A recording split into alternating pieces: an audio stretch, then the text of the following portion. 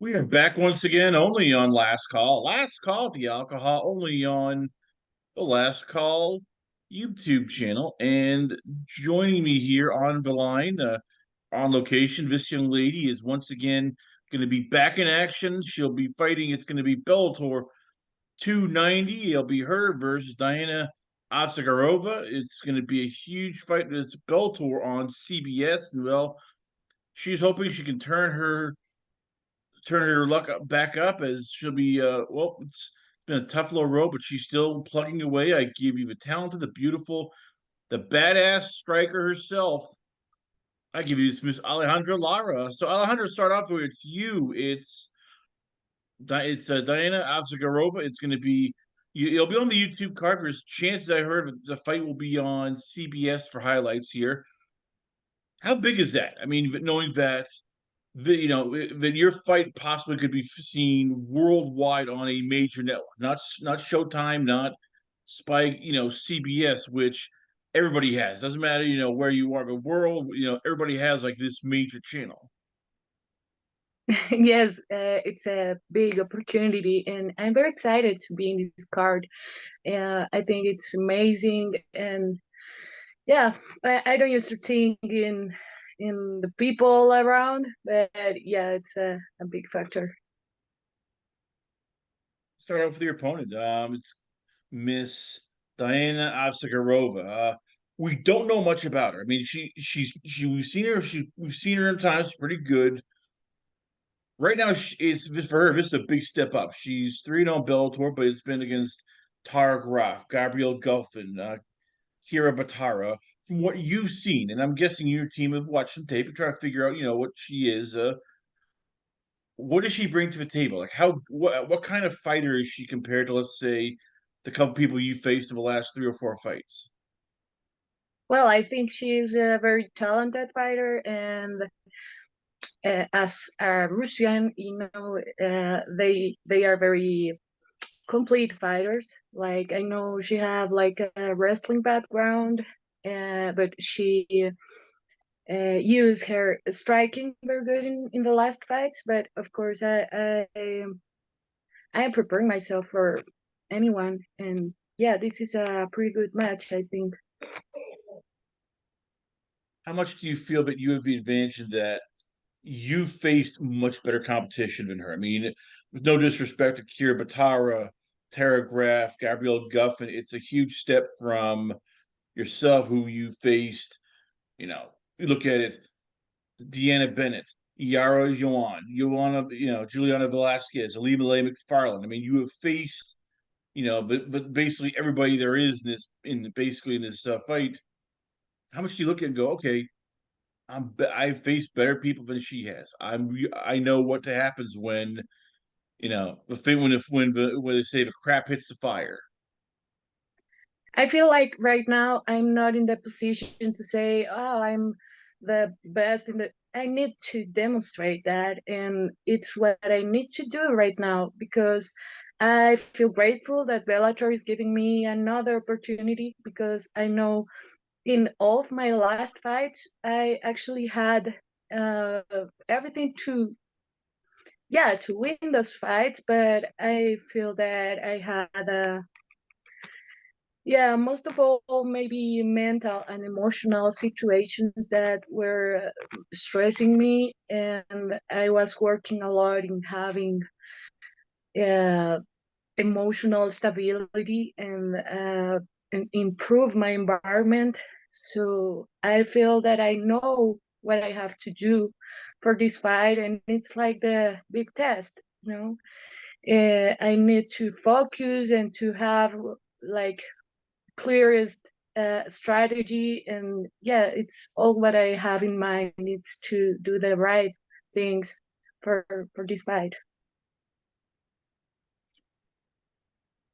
How frustrating Also, have the I'm last three? feeling I was gonna sorry. say how first no problem. How tough has it been the last three fights where it's just you're there and all of a sudden just either something happens in a round and all of a sudden you go from you have that fight won to all of a sudden you lose it, and even if fights that you've lost But the independent fight, it was, hey, I showed up on weight. She showed up 3 pounds heavy, and yet nothing. Basically, you still penalized because you still have to fight somebody who walks in heavy. Like, how frustrating has it been mentally for these last 3 fights where it's just this or that or this or that that costs you the fight or costs you a decision?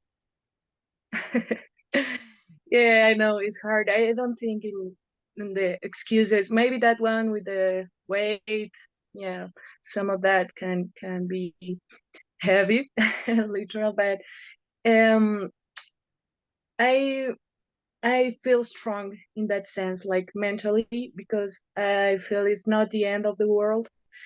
And right now, like I started in Bellator from the top, and I was learning in the in the way, because my experience it wasn't that big, and yeah, I was very um, unstable going just by myself and dealing with my things. I had very big problems with my spine, and I was working that in having my body healthy, and was my focus all this year.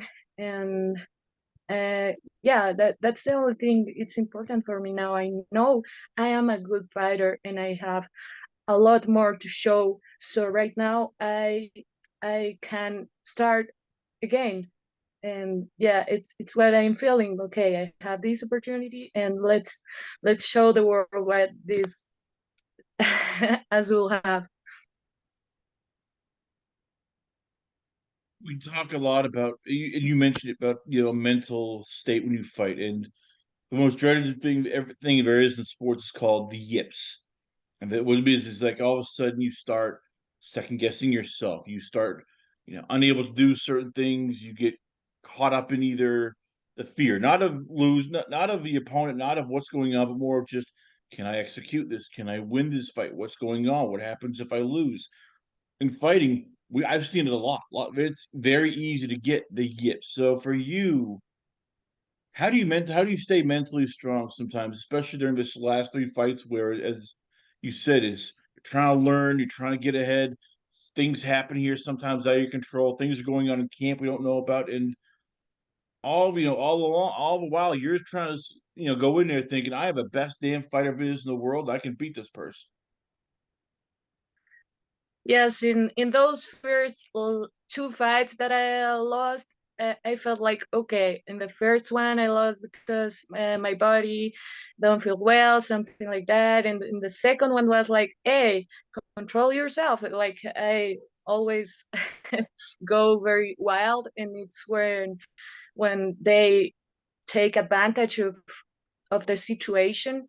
And the third one was pretty harder to recover mentally from, because I felt like, okay, I felt I was doing everything all right, but you sometimes think you can do everything by yourself, but it's not like that. I actually needed to ask for help and to change some things. I was exploring different uh, academies and people, and yeah, just looking what it's making me feel like more secure, and to complete all the areas that you need to cover as a professional fighter. And I feel I'm getting that right now, but I work in my mind by just by myself. I love to meditate, and I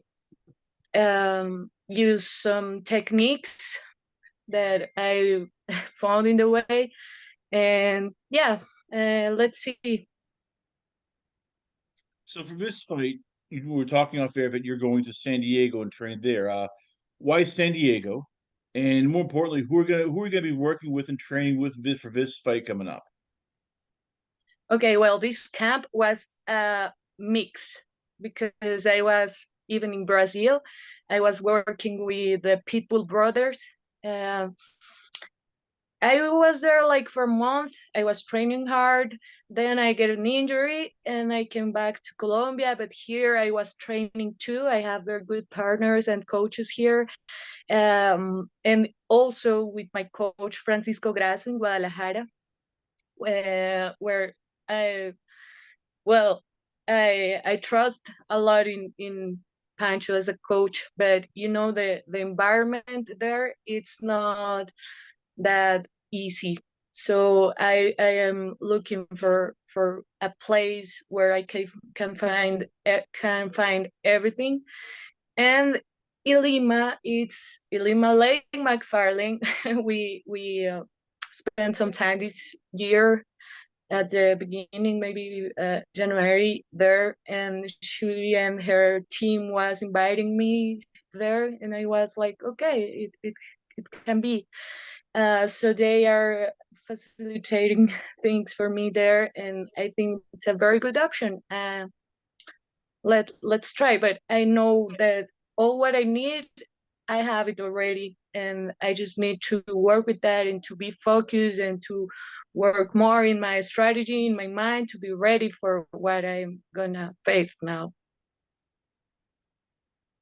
You've mentioned, Ilima Lei Mcfarline you're training with, and you mentioned the Pitbull Brothers in their gym that you trained with a while back.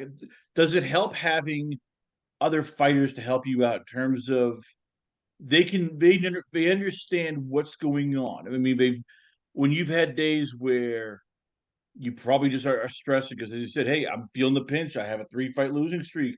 I'm second guessing myself. My body is cramping. I'm tired.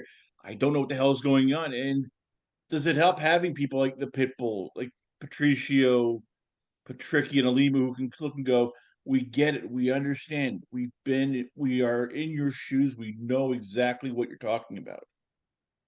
Definitely, and that was the best thing I could do this year because I was listening to those persons that were my opponents actually, and they just give me the advices like, you were here, you were doing the things right, but here is where you mistake.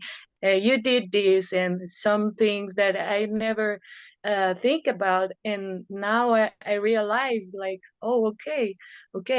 And now to be with someone like Ilima, who was a champion so many times, she definitely have an interesting point of view, and it's very useful for me.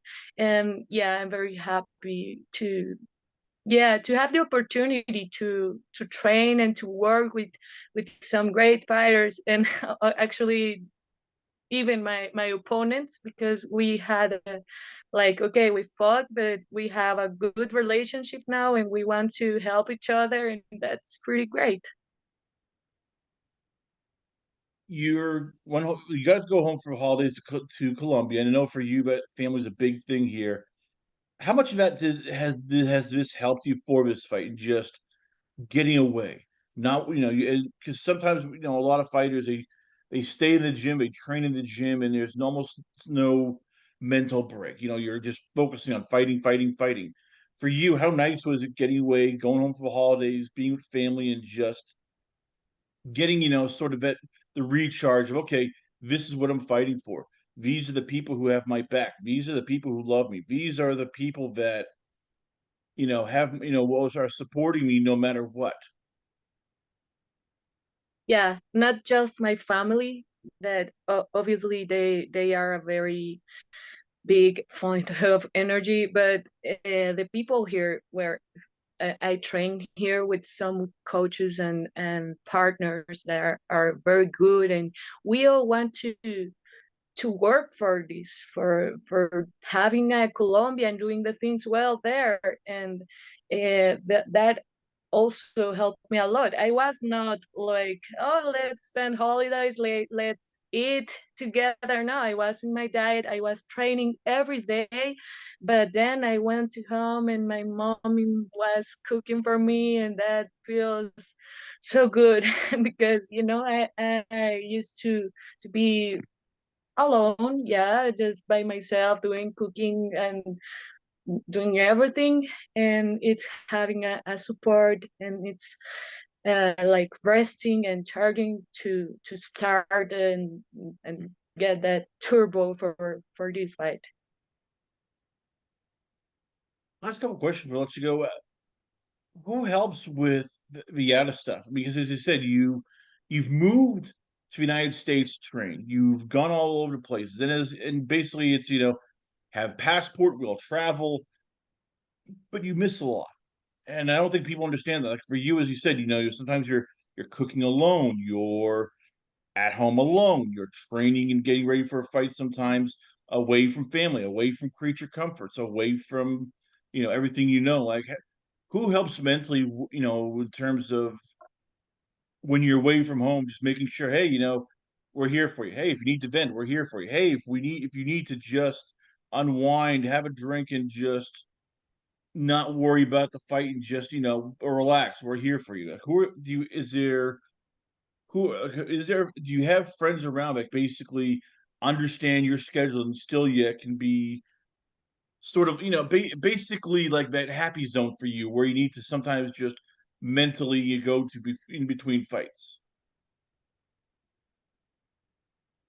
That's a hard question because I don't have like an stable person or group of people or coach. I just find different. Yeah, my friends.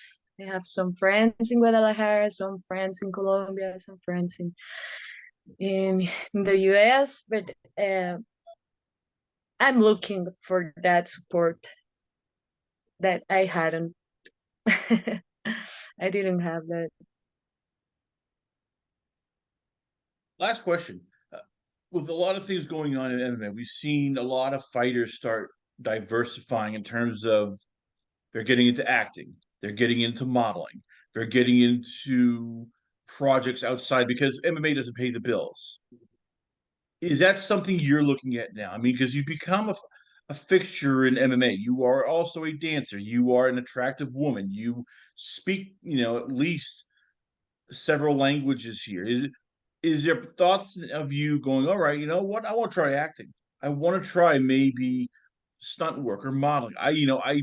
I need to make money outside of MMA because this is not going to be my life forever. I want to make sure that I have a second career to fall back on once I decide, all right, I'm done with MMA. Yes, of course, I've been thinking about that, and I'm working commentating for a Mexican league, and I'm starting to having like experience in that area. But for now, I want to focus. I don't want to uh, yeah to start doing something else because I feel I have a lot to do here in my fighting career. But that decision of moving to the US, it's also because I'm looking for bigger opportunities because life in Latin America it's hard. And for now, all that I have is something that fights gave me, and I really appreciate that because I feel there are few people that can live from the fights in Latin America. Uh, yeah, and yeah, let's see. I'm open to the possibilities in fighting, commentating, in yeah, I mean in modeling. Maybe I don't know. It depends of what is happening. I have my other career. It's being a teacher from aerial silks and that acrobacy and that thing that I always that was what I started teaching when I came to Mexico with nothing. I start my own academy and I hang my silks to start giving classes, and that's how I start like having a life. There you have it, ladies and gentlemen. Once again, she'll be fighting. It's going to be only on CBS. I give you once again the pride and joy of Bellator MMA. I give you it's Miss Alejandra Lara. Alejandra, before we let you go, so where can fans check you out at? Where is the Twitter page, Instagram, the website. Where can fans hit you up at? Yes, you can find me as Aleja. That's a part of my name. Aleja ZU. Oh, it's hard for me to spell it in English. I'm sorry. Aleja Zulara. It's. I hope you can spell it here somewhere.